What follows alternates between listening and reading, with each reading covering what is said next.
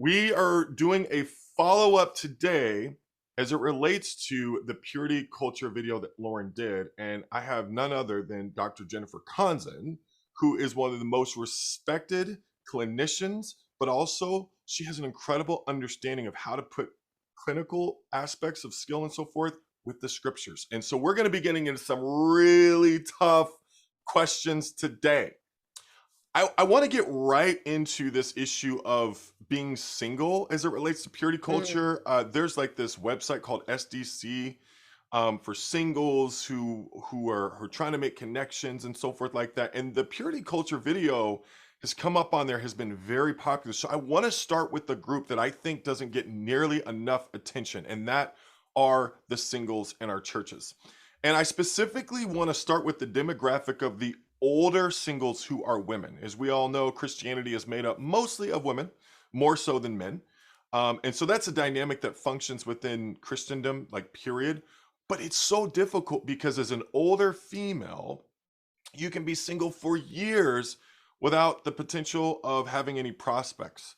And there are many people who, like, there's grief and all of that that I really look forward to you unpacking. So let's start with an older single. It could be a male or a female, but many of them are female. Can you just speak to the general experience of what that's like, Jen, as you've helped so many people? mm. And I would say my own cluelessness to it. Luckily, God's been working on it through the years.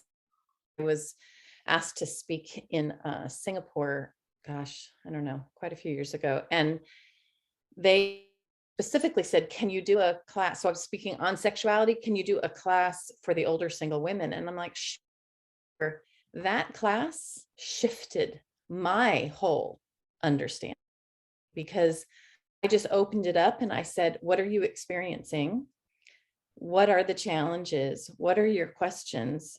And it was just humbling. I felt honored to be a part of their process of figuring things out, but it was humbling.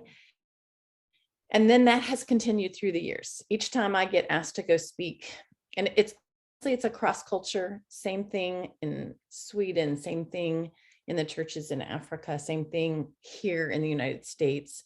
When I went to Mexico, same thing, where there is a portion of our family, our church family, that we are forgetting and not asking.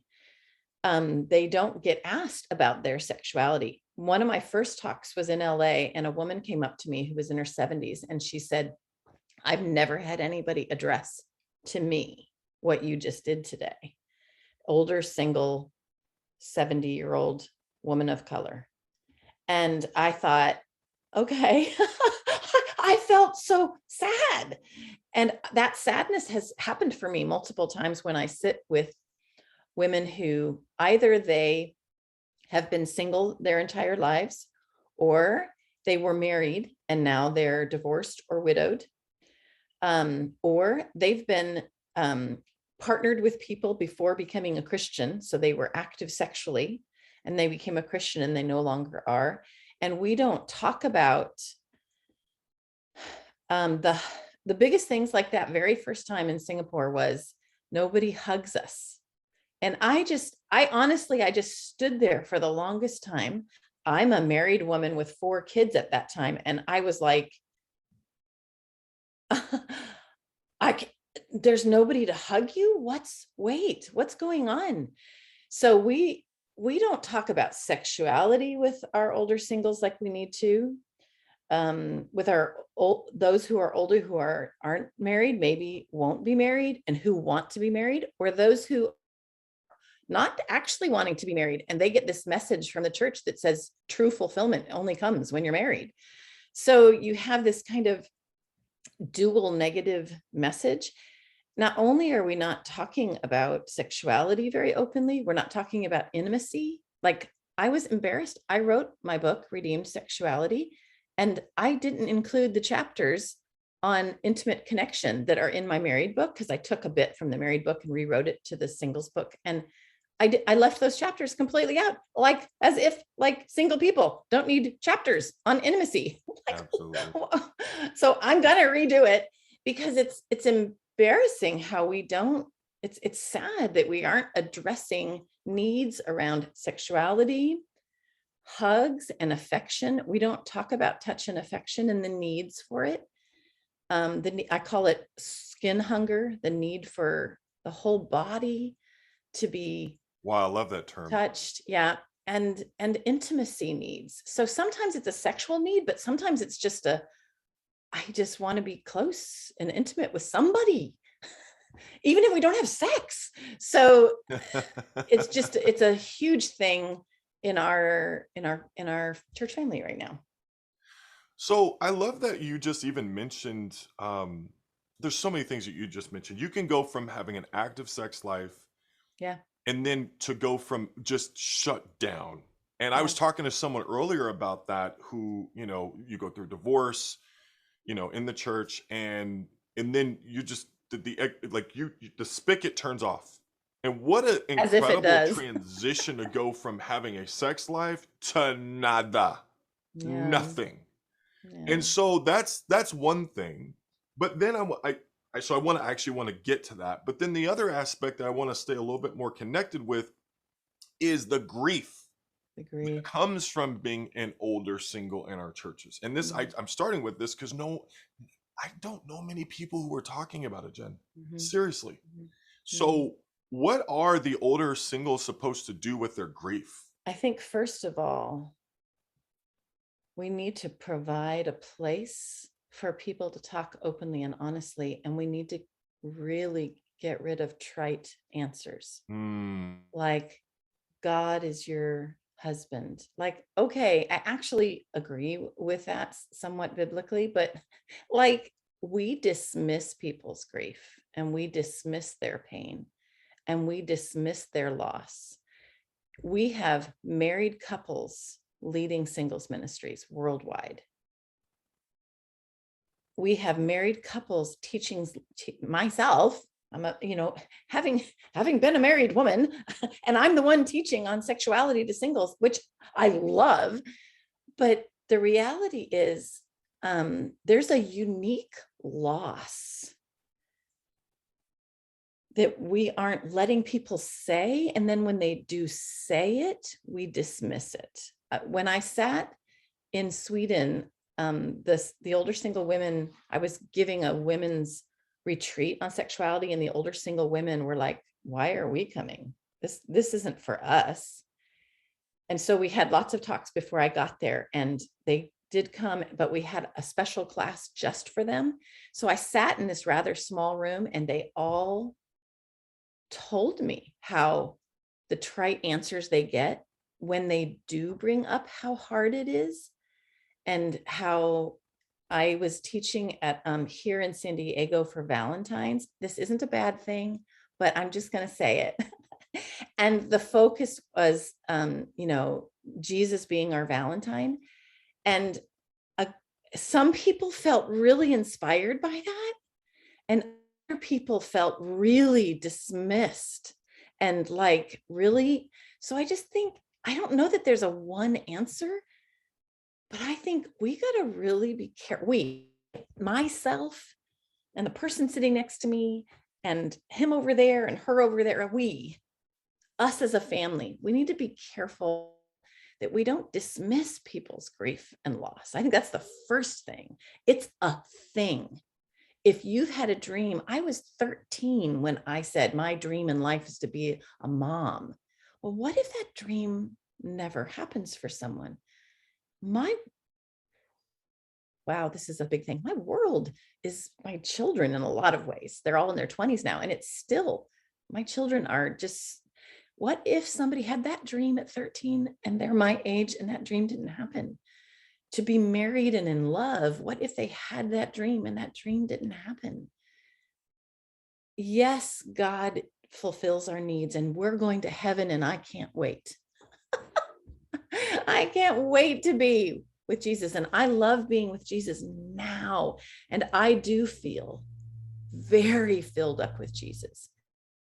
but we need to be really careful how quickly we go to the, oh, come on, sister or brother, come on, you need to be filled up with Jesus. I agree, but we can use a really righteous truth to dismiss people's pain.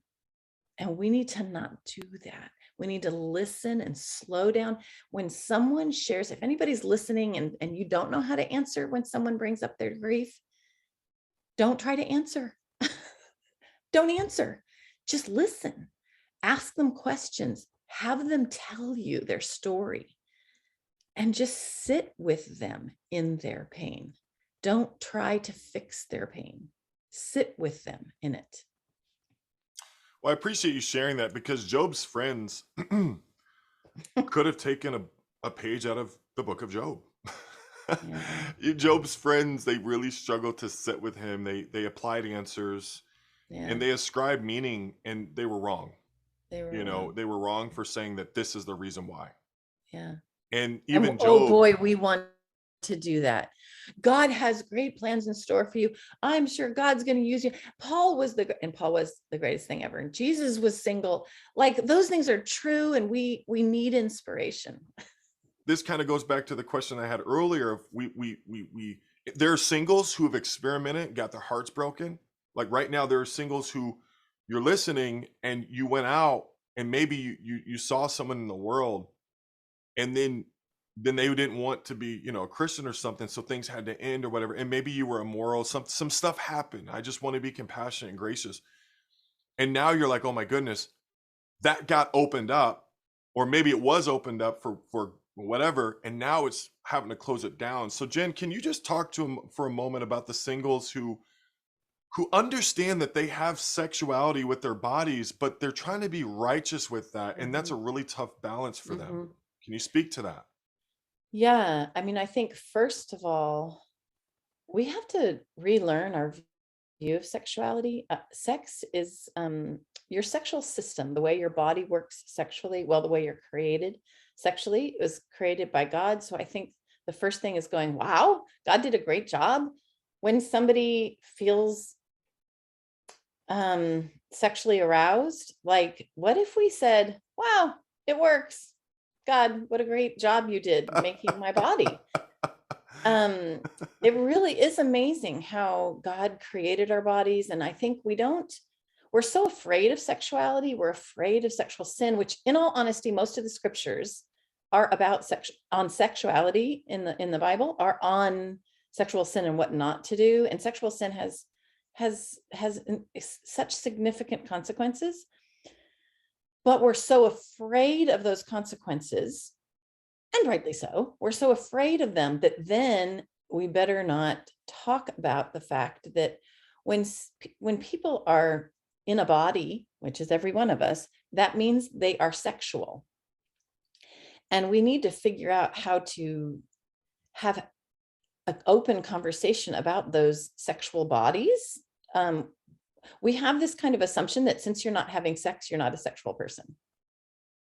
And and since you're not having sex, we better not talk about sex around you, because then you might want to have sex and you might end up going and being sexual. I think we need to give credit to faithful disciples. Sexual sin is one of the things that draws people away from God more than anything else. So let's be honest about that. But at the same time, let's help each of us, single, married, whatever, have such a close relationship with God that we can make, with great input and support and close friends, a single person can make wise decisions about their sexuality when they're close to God. So I think, one of the biggest things that some of the singles have said at different workshops I've done is that they walk into a room and two married people are talking and then they go, shh, shh, shh. And I'm like, look, can we not do that? Come on, that feels like censorship. Let's put the singles at the kiddie pool, at the kiddie table, and we'll put little sand toys in the little box, and they're just. Yeah, it's huge. And the reality is, often people that are single have had all kinds of different sexual experiences through the years, and they don't feel like they have a place to talk about those. This is what happened before as a Christian. So then I became a Christian, and that's just not a topic anymore. But maybe I was shamed by previous partners. Maybe I was abused and used by them in some way. I had a woman who she decided to follow Jesus after years of promiscuity, and she never had a place to talk about the fact that she had guys hand her off to other guys. Here, take her, like literally at parties. But because she was in sin, she was never able to talk about what was like for her to be treated that way. Because, well, we have this thing about how, well, you made sinful choices, and so that's the consequences. Like, no, no. And so we need That's not to okay. relearn how to talk about people's sexual paths. People have been harmed by family members. They've been through trauma sexually. They have all kinds of questions. I had a woman who's never been involved sexually, and she was worried. She put it in a question. I don't know who it was, an anonymous question at a workshop, that she was worried about her breast size. She was small breasted, and would she get married? And would the man she married be unhappy with her breasts? Do we have a place where we can have those conversations? People have worries and fears and guilt and anger. They've had experiences that are painful. Maybe they were in a previous marriage and things were really difficult sexually. We have to open it up so that we can talk about it. Number one, that was a really long way for me to say, we have to give room for those conversations to happen. And then I would say the other thing is, what do we do with our bodies? If they have arousal that's God-given, what Oops. do we do with our bodies? Yeah. And so I would say we tend to think of arousal as a male thing, which is so inappropriate, that men struggle with pornography and masturbation and women don't. That's not true. Women struggle with it as well. The percentage is significant. Yes, the difference in percentages is significant, but it is just as much a thing for women. And so what I try to do when it comes to the body is, honestly, we don't have a good theology of the body. We don't have a good theology of sexuality, and we don't have a good theology. We, as in like people, often haven't examined the scriptures to see, what does the Bible say about sex, and what does the Bible say about the body, and how should we live in this body that God has given us when we have sexual feelings, sexual desires. I love the book by Matthew Anderson called Earthen Vessels. I've got it right back there. Yeah, Yep. such a good book on so our sexuality is underneath the umbrella of our body life. And do we live a full and rich embodied life? Often when someone feels a sexual arousal, they have pursued a sexual release, when actually maybe that sexual arousal is a flag from their body saying they need connection, they need intimacy, they need something physically energizing. So often what's happened is, when people feel sexuality in their body and they've pursued something sexual in their past, or they've thought or been told, I mean, even married people do this, where if I feel sexual arousal, that means we have to have sex right now. No, that's no. I mean, it's more of a possibility when you're married, but there's no, I'm feel a sexual feeling, so I have to go do something sexual. Sometimes that body response might mean there's another need that you have. You might need to rest. You might need relaxation. You might need relief from stress. People have used sexuality to relieve their stress. Married people, single people. So maybe it's not a sexual release you need, but maybe you need to learn some really meaningful ways physically to relieve your stress. I don't mean go take a cold shower. I mean, are we living I'm sure there are many richly? brothers who appreciate that. Thank you. How do we Or live sisters, who knows? rich? Yeah. Yeah. How do we live richly in the body that we're given? And there's so many different ways to do that. So I think the term I is kind of my newest term I like is embodied living, like really richly living in the body God's given us. And what does That that look feels like? very integrated and holistic. Yeah. And I just want to one quick thing with the single piece. I just want to say for those of us who've been active, maybe you were married, maybe you're sexually active, whatever, and then to become single, the singles ministry can become this place that nobody wants to be in, and everybody wants to hurry up and get away from. Mhm. I had those feelings. I ended up being in the singles ministry. I ended up loving it. But it was a huge fear. Even in when you look at campus, I think a subconscious, like there's like this subculture as a campus student is I think there are many people who just they want to escape the velocity of that of going into the singles ministry. So I think there's a lot of anxiety in campus ministry of let's get married. So we don't have to Yeah. transition with no prospects, possibly. Right? Whatever. But I just want to speak to some of us who you're trying to be pure, Yeah. at 12 a.m., 2 a.m. Let's Let just me go there. tell you, nighttime, waking up in the middle of the night, Yes. having trouble going to sleep, waking up in the morning and feeling aroused. Nighttime and early morning is a rough time. Thank you for saying that because I think some people needed that named. They need it. The other thing I want to be a little bit more, uh, you know, forward with is masturbation, right? So masturbation is tricky. Typically, I've had a very surface response, which is anything less than two or anything more than two, right? Anything more than two when it comes to sex, we know that that gets really whoa. Anything less than two can create some issues with your arousal template, let's just say. For a moment, for people who are kind of thinking through masturbation, how do you teach around that? When I do workshops, that is probably the number one question that comes up. And so I wrote a whole chapter on it. So in my book, Redeem Sexuality, I have a whole chapter on it. But basically, so there are a lot of different thoughts on masturbation within the Christian community. I mean, the broader worldwide Christian community, you're going to get extremes on this view that masturbation is a sin, wrong, masturbation is needed, it's healthy, do it. You're going to get those extremes. And you're actually going to hear some of that as well within our fellowship. And the reality is, so if you know anything about the scriptures and sexuality, there's no scripture on masturbation. There's no scripture that says masturbation is a sin. In the past, that's been taught that way, but it's not in there. I have had people share, well, it's a sin. The definition of sin is missing the mark, and therefore it is. I don't find that helpful.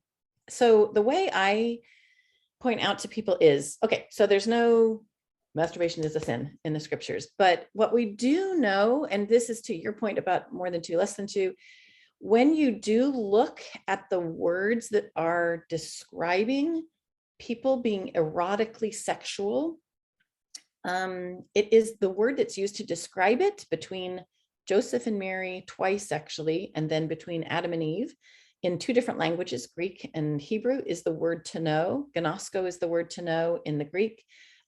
Jesus did not gnosko Mary till she gave birth to Jesus. And then when she is told by the angel that she's going to have a baby, she says, I have not gnoskoed a man. It's actually made into a verb there in a sense. I haven't, and in our scriptures, it says, I haven't slept with him, or I haven't had intimate relationships with. It's only one word. It's the word gnosko. I haven't gnoskoed with a man, which means it's the word to know, like where Jesus says, I know the Father and the Father knows me. I know the sheep and the sheep know my voice.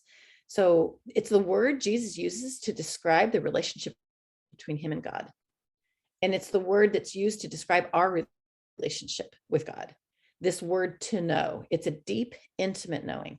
That's the word that's used to describe sex between Joseph and Mary, and also between Adam and Eve. It's the word yada in Hebrew. Adam yada Eve, and she conceived and gave birth to Cain. So God's intention for erotic sexuality, so this is leading to orgasmic responses, is this deep, intimate connection.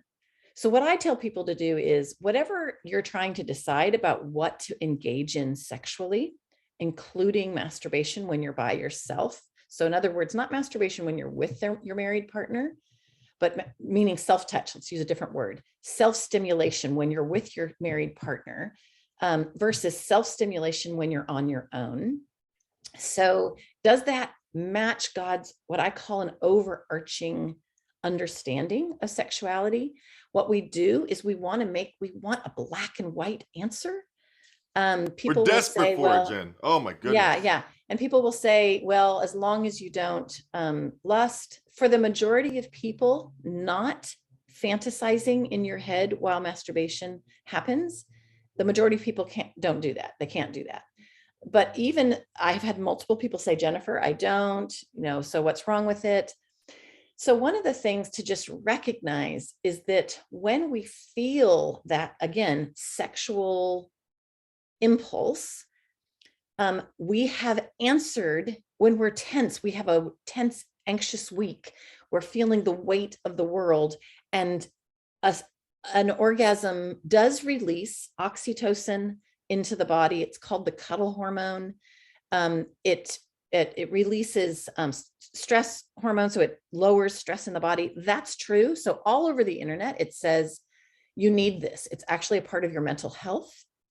That, just so you know, is not based on good research.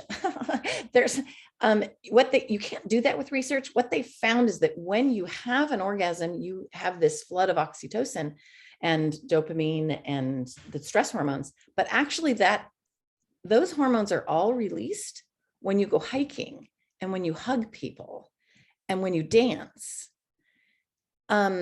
So what they did was they took the research that says this is what sex does, and they said, so if you don't have sex, you're going to be messed up in your mental health and you're going to be stressed. You can't do that with research. If anybody who might be listening who understands how research works, you can't do that. You can't do a causal thing when two things come together and make it into, they fall together and you say, oh, well, then this causes this. You can't do that with research. And they did that, and they've put it all over the internet, that if you don't have this orgasmic release as a male, as a female, as a single person, you're going to lose it. You're going to be unhealthy in your mental health. There's all these things that are on the internet. Just so you know, none of that is based on good research. The other piece is, I would say, again, our brains get, I feel stressed, so I go do something sexual. So our brains get used to that path. If you've ever been to Oregon, it's the coolest place. They have these things called the Oregon ruts, where the wagons went through to the west, and it's solid rock plains, but so many wagons went through, it created these ruts where the wheels of the wagons went through. I've stood in them, and the ruts go up to your hips. It's the most cool thing.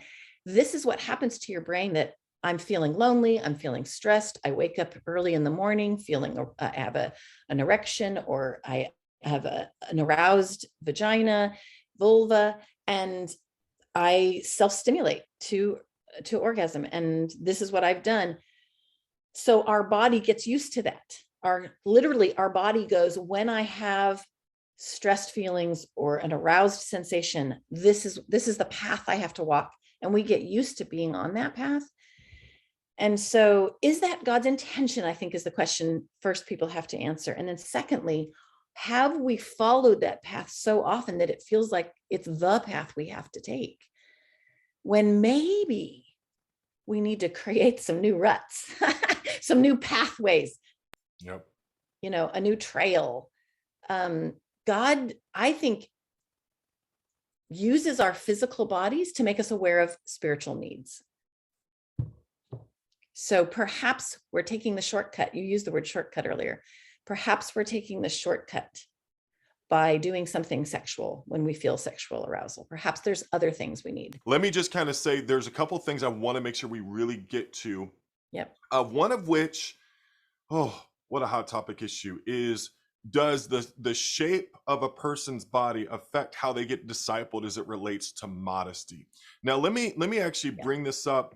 The next two questions actually are something that Samira Blair is going to touch on in her blog, as it relates to the shape of a person's body, and that's male or female, and also a person of color, as far as how culture affects how we get discipled and how we think about our arousal template forming as it relates to our cultural context. But let's go back here. This idea of the shape of a person's body, their height, their weight, maybe the size of certain parts of them, their chest, and that type of thing. And I'll give you a great example. Camp. Youth camp is a great example. Sure, we separate the guys and the girls when they go swimming and all of that. It's much deeper than that. We're Yeah. talking about when people go to camp and that's all the clothes that they have. I've had situations where people have shared they got talked to by camp counselors and then they got their clothes exchanged. Now, here's what's interesting. Sometimes that happens because the parents maybe weren't assisting that child with their clothing. Okay, fine. What I'm talking about is that that's all the kid has, or they're shaped in a certain way. And what we see is that there are other people who get to wear certain clothing because they're shaped differently. I'm just going to come out and say a Eurocentric Yeah. way to be shaped Yeah. seems to fly under the radar at times Hmm. differently. Hmm. And you know what I'm talking about, Jen. I I don't want to do. get too specific because we know how the airwaves work. However, I do believe there's something to this. Yeah. This idea of the way that you're shaped, and then that now becomes your fault in some way. And it's not like people are coming out and saying it's your fault, but they don't have to. Yeah. So, how do you deal with those types of situations? And I would say scars. I've had people tell me it's Yeah. very scarring to have some of those Yeah. interactions go poorly. Yeah. Oh, like big time, where, somebody's chasing after some young girl and pulling her shirt down to cover her butt, or, um, you know, pulling her aside where people can hear and talking to her about her cleavage showing, and like shaming within groups. There's just, honestly, yeah. And it's interesting because the very first time I taught a talk on, they asked me to speak on purity to our singles, or excuse me, our teen group here. This was years ago. And I sat down with those girls and I said, so how are you feeling about having this talk? And they were like, I said, have you been like, here we go again. Don't wear the short shorts. Don't wear the low cut tops. And they were all like, mm-hmm. And I said, so I have a question for you. Do you ever read a book or listen to music or think a thought and all of a sudden your vagina starts throbbing? And they were like, and they were like shocked that, because that's where the talk went. And so we did end up talking about the body and modesty, but we first, what do we do with arousal responses, and can looking at someone's body create that arousal response? Sure. And so should we run after her and pull down her shirt, or should we teach the person having the arousal response what to do with it? In other words, are we making women be the gatekeepers of men's purity? And it's really, really, really hurt. Women already have issues with body image. Our world already shames women for their bodies. And so I work with women who they developed early, and so they were bigger breasted, and family members would say, oh, you're developing nicely.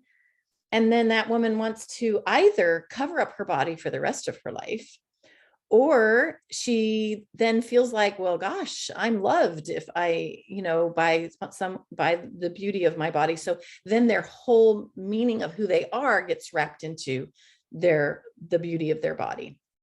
And then we have this, it's just, whether it's curviness. So we have clothing that's tight knit that somebody who's a pencil can wear, but somebody who's curvy can't wear, because then you're going to make people struggle. I have literally thought and said those things. I have 3 boys, and it was a concern for me, for my boys. And it's just not, we should absolutely talk about modesty, but we have to talk about it differently. So it's interesting because in 1 Corinthians 12, it's actually talking about the church and the different parts of the body and how they should be treated with special honor.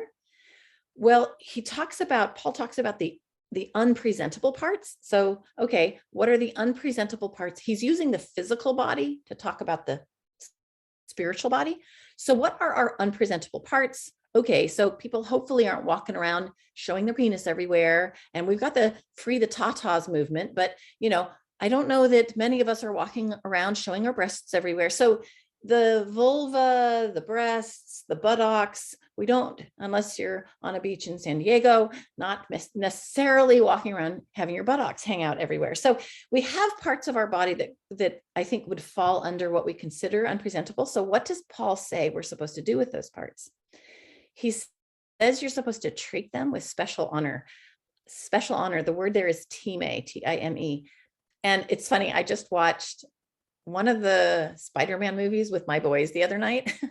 And in it, they run into where the crown jewels are stored in London and they hide in the vault. And I've been there. If you ever get to go, the crown jewels are behind like 3 vaults. You have to go through these thick walls. Why? Because they're so precious, right? So we protect them, not because they're shameful. So we have shamed people's bodies and make them feel like their breasts and their buttocks are shameful, cover them up. Versus what the scriptures teach is that Wow. they are jewels. Wow. They're beautiful. Very different.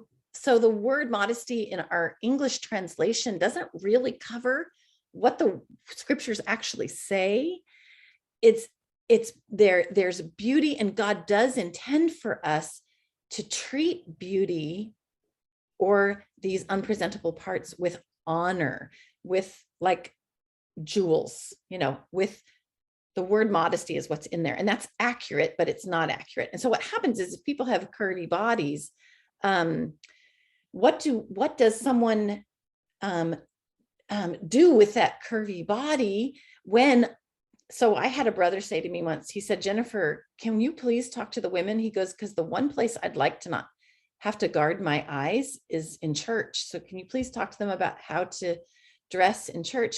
And it's interesting because I had this kind of multiple feeling of, do you realize what you're saying about those women? And then this other, okay, you're out in public and you're constantly surrounded by women's breasts and you'd like to come to church and not be surrounded by people exposing their breasts. So I had this kind of dual, I get that, but oh my, are you realizing what you're saying? And how do we honor the female body especially and not make guarding men's sexuality her responsibility? I don't know the answer to that, Kyle, but I do think we have to pay attention to how much we've shamed bodies, because that's coloring our answer to the question of what do we do. I just got done reading an article. I brought it to show you. So this is from the Family Therapy magazine. I don't know if you can see it, but it says body image and food challenges in the Black community. Wow. And there's an article in here on for Black American women on how their bodies, number one, were the whole formation of the view of the body in this. She talks about the slave trade, where the demeaningness of the Black body being owned and controlled and devalued, and that value was based on age, body type, skin complexion. And she talks about colorism in her article. There's a few different authors in this, and I'd be happy, anybody listening, if you want, I will give you links to these articles. And then she goes on to talk about music culture and how the depictions of a Black woman's body has portrayed them as sexually appealing.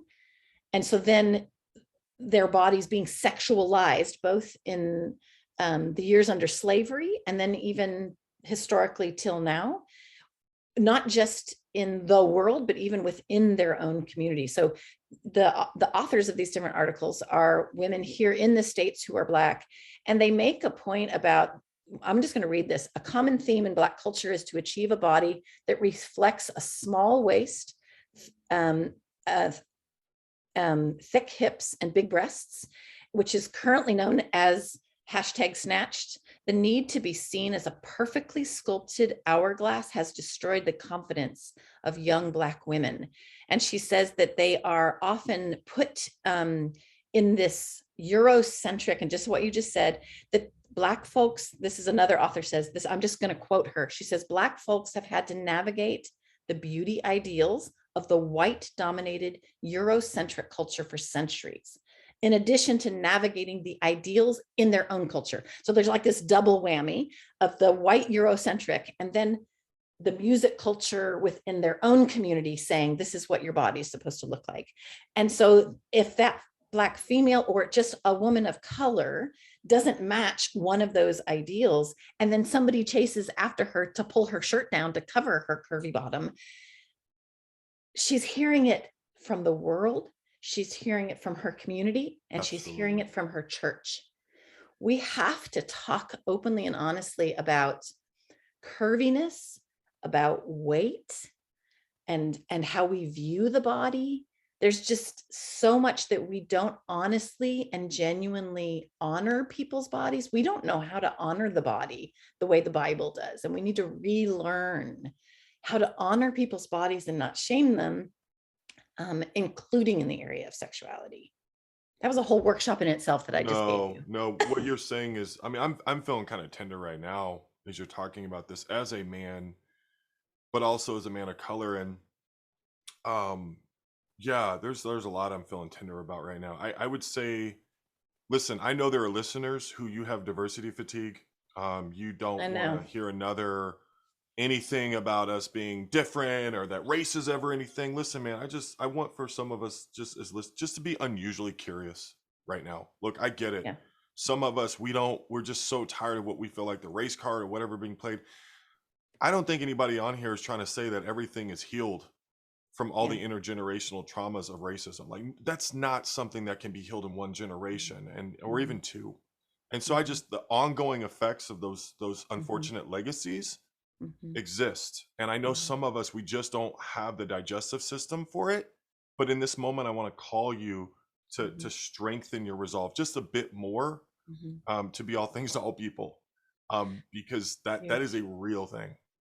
I'm not, and I, even as Kyle, you had let me know some areas you wanted to touch on today. And I am an older white female, and I have not lived these experiences, but I have had to speak to them, learn about them, support people through them. And so I have had to be a learner, and on had to be sounds like I'm done. I I feel, I mean, I just read this article like a month ago, and I was like, "Ugh." So I just think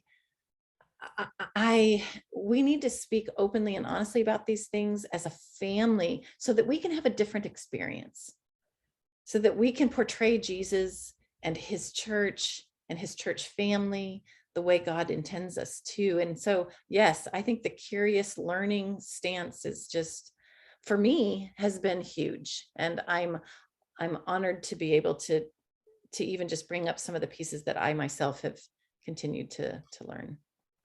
In the last week, so after Lauren's video, and I didn't expect literally for myself to have things come up and all the people that have valued that video, I didn't expect that. One of the things Lauren really touched on is this idea that the body is not the enemy and our arousal is not the enemy. And Yeah. as a man in God's church, and as a man who's trying to be pure, as a man who had crazy sexual situations that happened when I was young, when I was a kid, I just want to, for the men, for the fellas, just for a moment, I think I have a lot of grief that I'm working through about how much hatred I have about having a penis or having these parts of me that are aroused. And I've Mhm. spent so much of my energy as a Christian male hating how I'm designed when I realize that that hatred is almost hating the God who designed this man. Yes. And I had a so this happened It was Friday. I was in the car and I just broke. And what broke me was how long I've spent hating what God loves so much. Yeah. And as a man, I've never been taught to love the thing. It's, oh no, your penis only causes babies and divorces and more Yeah. problems. And oh, when you come to the church, all it creates is more issues there too. And your eyes are the problem, and you're just so fallen. And women are here, and you're here. They're the saint, you're the sinner. And I've had no way to develop any kind of love for me the way God Mm. created me. And so I've had some awakenings recently Mhm. that once I was able to do some release work around that, oh my goodness, as a man. Yeah. And I just think there are a lot of damaged self concepts as a man. Like, we don't, I mean, as a man, it's like, did you screw up with your purity or not? Did you look at masturbation? Did you porn? Did you look at porn? And that seems to be the measuring stick. That's the rubric. If you're doing well or not. Yeah, you could have cursed somebody out going down the street, but as long as you didn't screw up your purity, which is all based in not being a screw up, basically, then everything's good. And that's what I'm realizing is that, man, me loving me helps me to love my wife better. I Yeah. come off as less shaming to people. I come off as less judge. I come across more like Jesus. Jesus was not ashamed of his humanity, and he is not ashamed of ours. And so I just say that as a man, like, there's a lot of technicals and a lot of clinical stuff and a lot of theological imports I could bring into that, but sometimes we just got to say it. And I just want to take a moment to be vulnerable in that way, because I think Yeah. my thought, I'm not alone as a man in that struggle to learn how to love yourself. Like, I don't know that I'm alone in that. And so that's a recent awakening that I've started to explore, very recent. And I really appreciate your boldness, your willingness to share something so personal. Like I said, we don't know how to have those discussions. So we're going to have Kyle lead the way. You know, we think that body issues, whether they're about the physical overall body or whether about the sexual parts of the body, are only a female thing, but they are not. Learning to have a body positive approach in life is just as much a male challenge as it is a female challenge.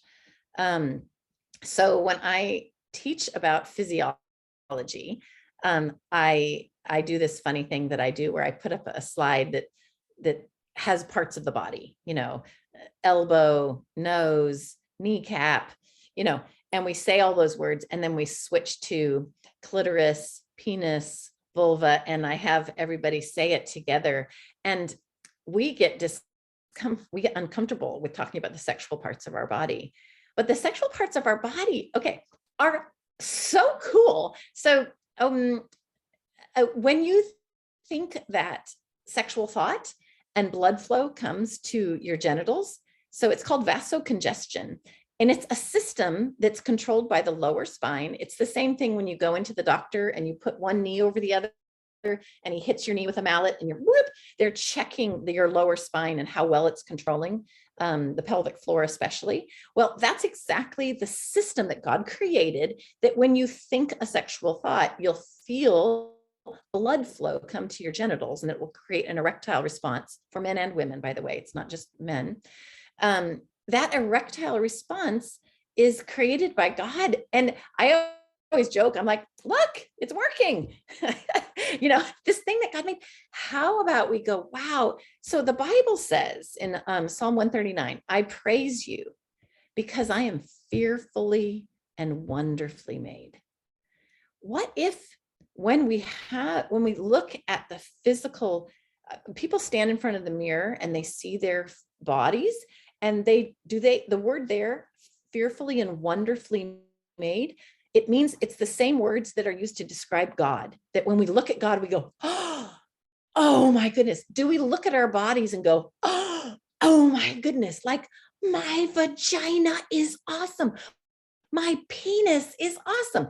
God does call us to steward our bodies Right. in a way that honors him.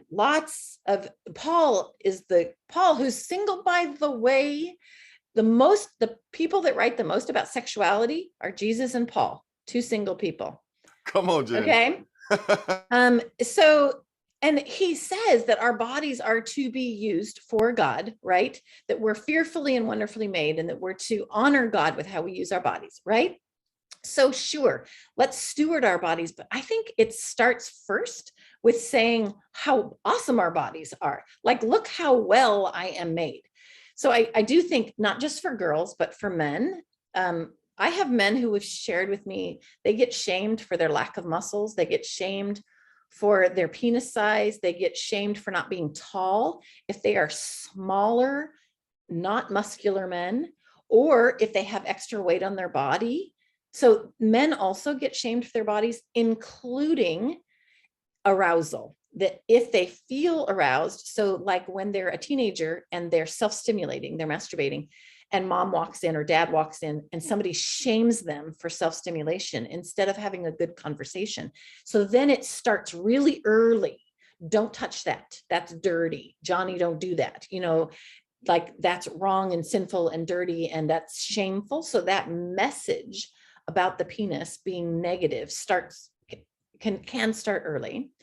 We also shame men, whether married or single, for having sexual arousal when they look at a female body, or for being attracted to a female body, or being just aroused by a female body, or being drawn to the female body. But when you actually look at Song of Solomon, he talks about it, about how he looks at her form and how beautiful her form is. It's in the scriptures that the draw to the beauty of the female body, it has been, Satan has taken that beauty, the beauty of that draw, and made it ugly by putting it all over movies and in pornography and making it sinful. So lust and looking at a woman and thinking about her only about her body and not about her as a person.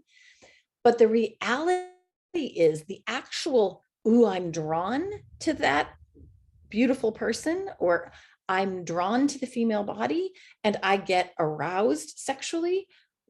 Those are made by God. All of those systems within the male body are created by God. So how about we honor them and steward them? I had a married individual call me just recently and he said, Jennifer, I have a question.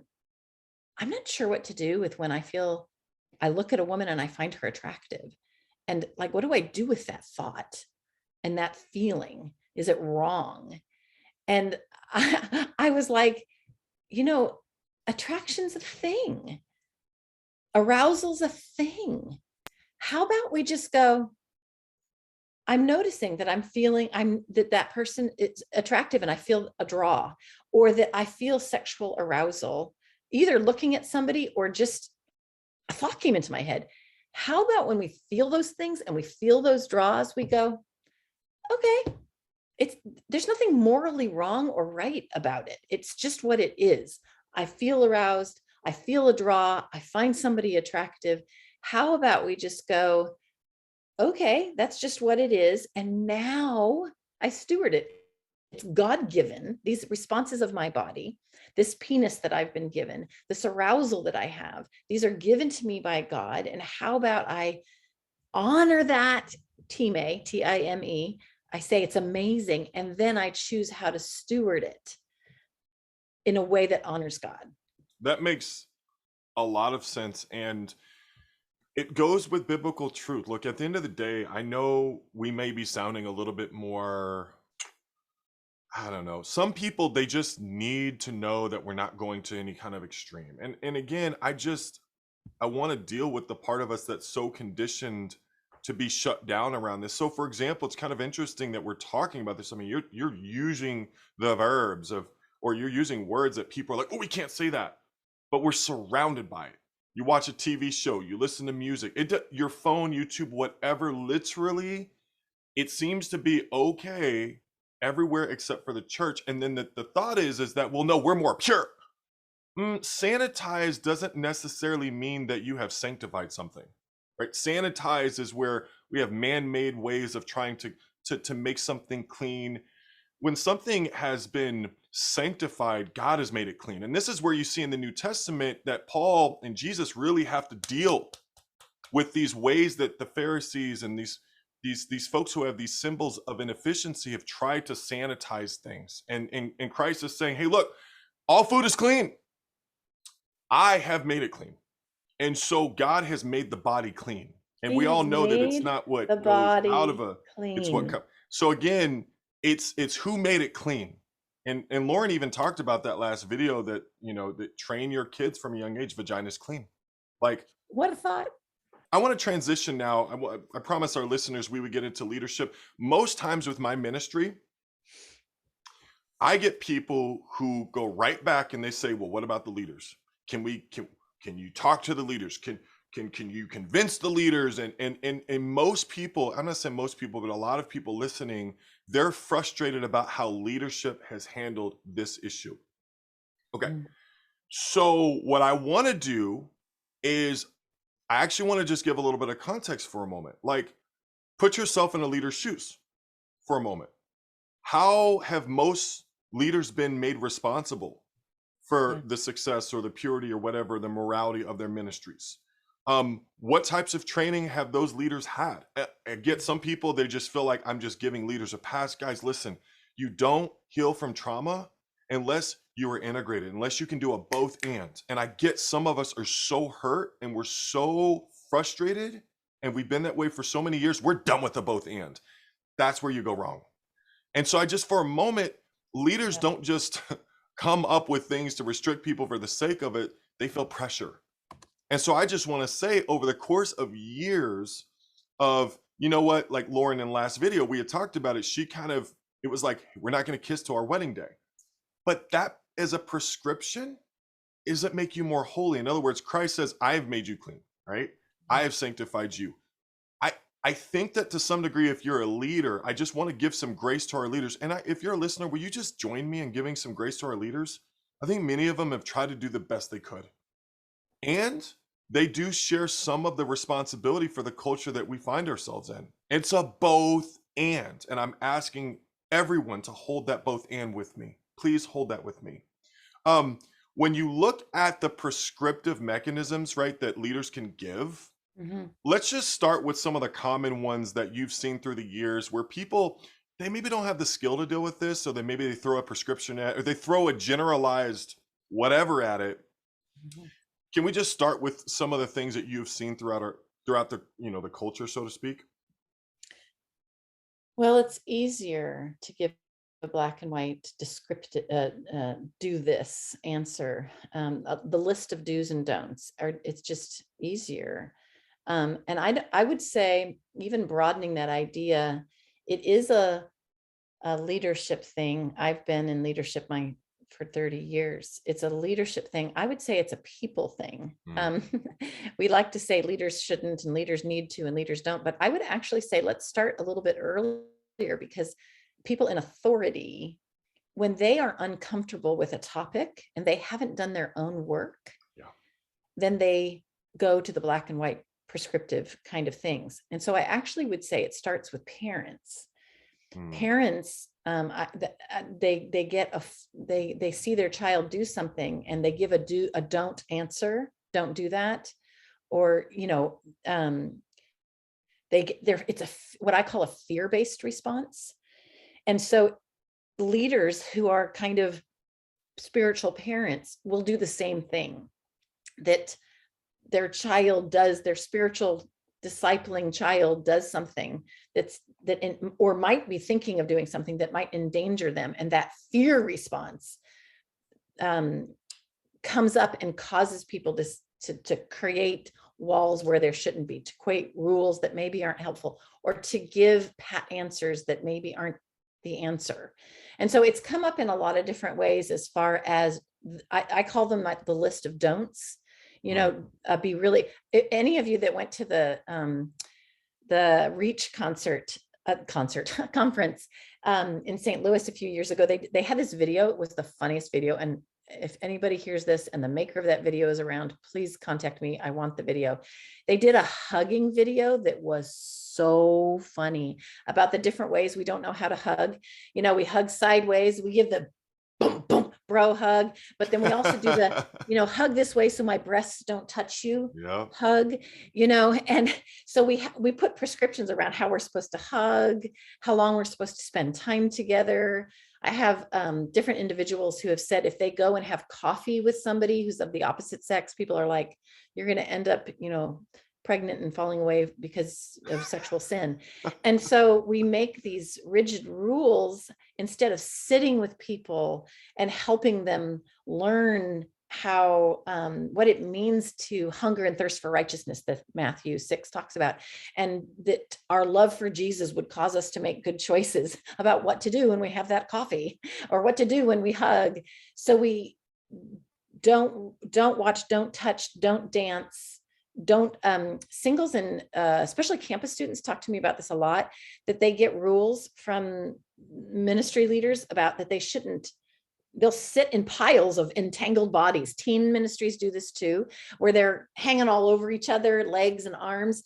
And we are so concerned about the purity aspect. I don't want to make that brother struggle or that sister struggle, that we stop the touching that's actually needed. Yeah.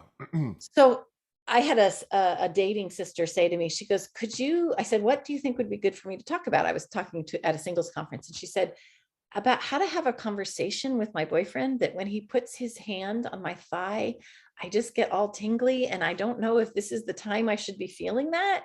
And I was Yep. like, Tough can we questions. figure out how to teach people to have those conversations instead of make a rule?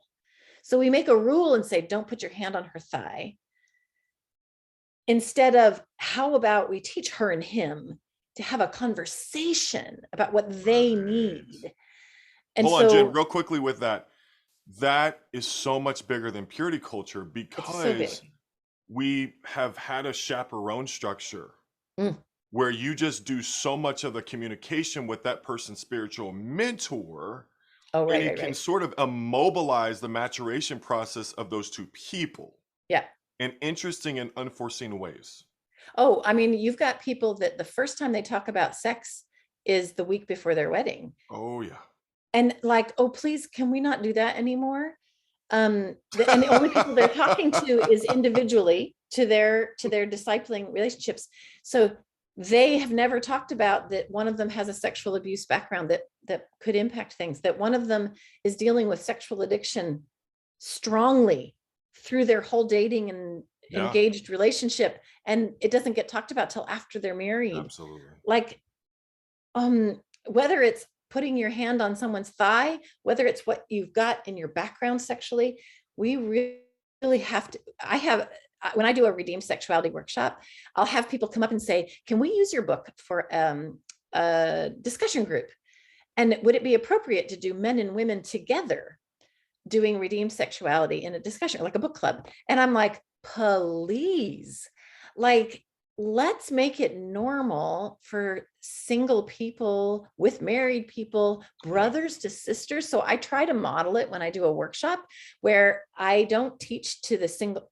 I try not to teach just to the single women. Can I please have the men and the women in the group together?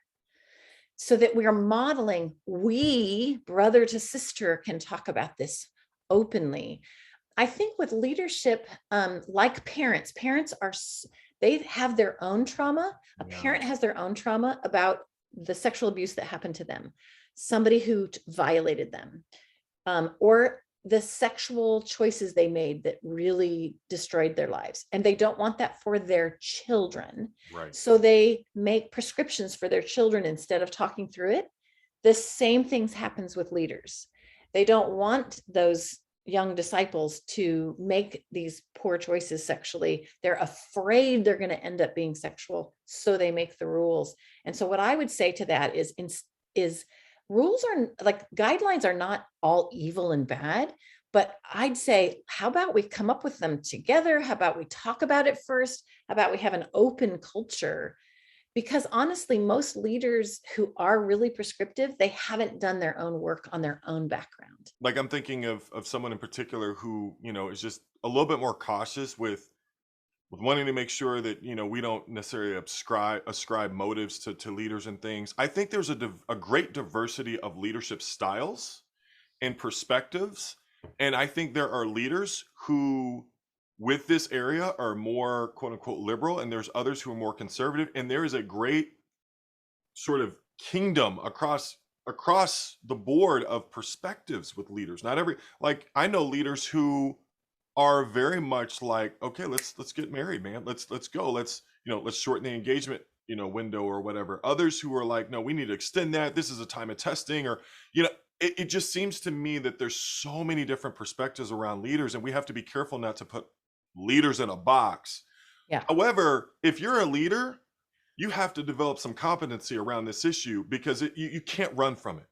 It's you cannot be consistently de-skilled in this area and just preach hardline sermons, because that doesn't equip people. Fine, preach about sin. I'm not in disagreement with sin, things that lead people to temptation and things.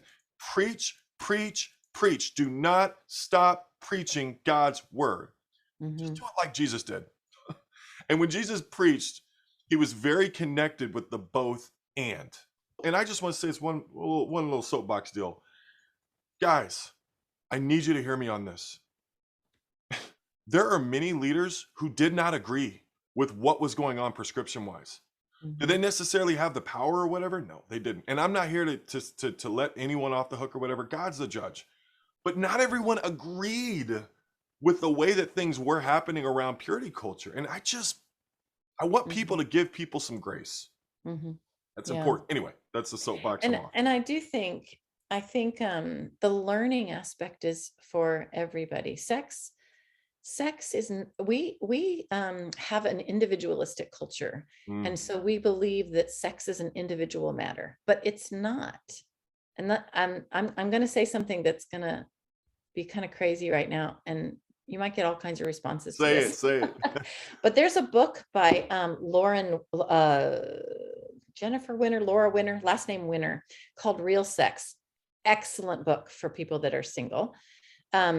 Honestly, I think it's an excellent book anyway. She makes a point about there is a communal aspect about sex. Our society's message is that one person's, I'm going to quote her, one person's sexual behavior is not anyone else's concern. That they're two consenting adults that are unmoored from any community or society, free to make their own decisions. So long as they don't violate consent, they can do what they please. That's the individualism. And that doesn't actually match what you see in the scriptures. So there is an aspect of our sexuality that is not just me oriented. There was a Supreme Court judge who actually gave this statement about how when a person engages in sex, it has nothing to do with the community and law. And that's just not what you see biblically. I mean, our sexual lives are also a part of our community lives. We want to go there. There's mine and it's just mine. And there's not this community piece. And really the people of God is a collective. And so this is where leadership comes in, is if you're responsible for the body, how do you help that body in a way that doesn't harm the individuals in the body? And I do think how we deal with sex is a leadership thing. And so we probably should make sure that our leaders, and that means me and you and each of us, that we have our own view of sexuality, not based on this worldly perspective, it's just me. We are a part of a spiritual body. Our bodies are God's. And so it isn't just me. And so how do we together in our ministries figure out how to live out our sexuality in a way that's pleasing to God as a church family, as members of the church, as an individual before Jesus. So I do think we need to really be careful at how often we forego that.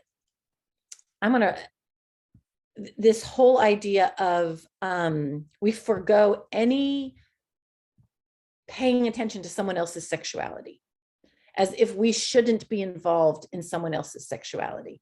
But we actually are called to help each other in how to live out our sexuality.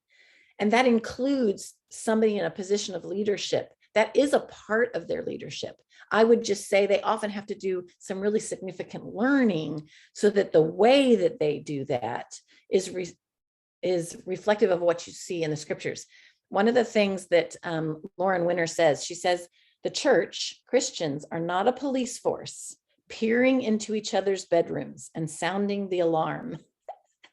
The Bible does say that my joys are your joys and my crises are your crises. So our private matters are communal matters. So we aren't called to peer into each other's lives and be the police force, which is where all the rules come from a leadership perspective.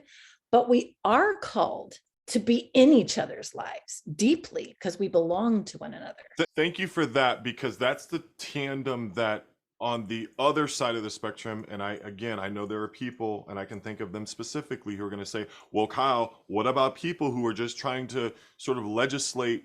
It's not legalism. They're trying to legislate some sort of sexual behavior, and they just want what they want and whatever. And it's like people are just saying you're being legalistic because the reality is that you just want to do what you want to do. And I just want to say that's true sometimes.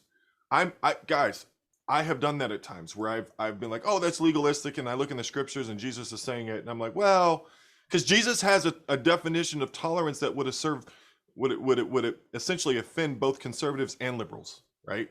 His definition of tolerance is just triggering to everyone because of his ability to do the both and. And I think to some degree there can be this extent where we're not thinking in a healthy way. Like Jen was saying earlier, when it comes to sex, it's disintegrated. It's not attached to healthy coping and soothing, or it's not attached to real attachment-based love, or it's not attached to something that's trust-based or what. It's disintegrated from something, and you're gonna have that orgasm, and you're gonna have your dopamine, your oxytocin, and your serotonin, and maybe even adrenaline, but all of a sudden it's just gonna be you. And it's going to be lonely, possibly. But I want to honor the fact that God has worked through, God works through legalism sometimes, right? He does. God works through so many things that are just off the mark to get us to where we are on the mark. Jen, let me just real quick, because we're running super long. I really want for people to know about this book you just put out. I think this book is going to be super helpful for people. What do you want to share about that?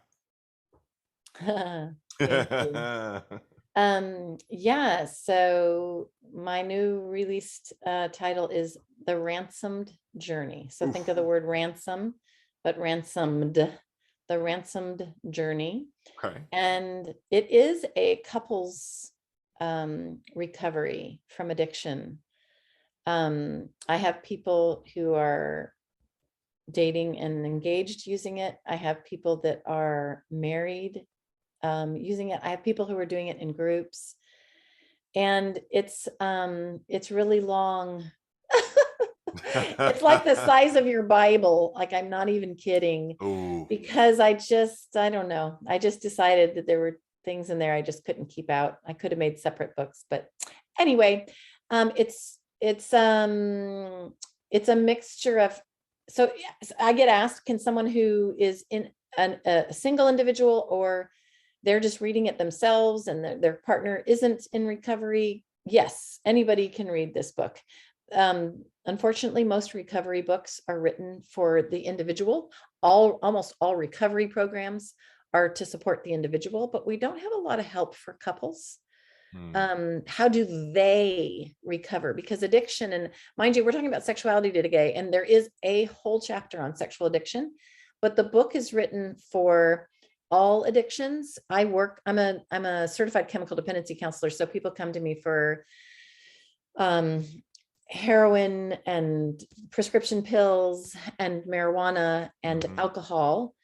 and gambling and shopping and food addiction. And so it's a book on all addictions and how does a couple together recover. So that's the focus in there. And it does have the sexual addiction chapter could be its own book. It's the longest chapter. Wow.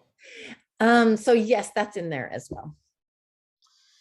Well, I tell you what, this this is probably one of the most kind of amazing interviews that I've had, because it's followed up on an interview that I didn't expect was going to create so much.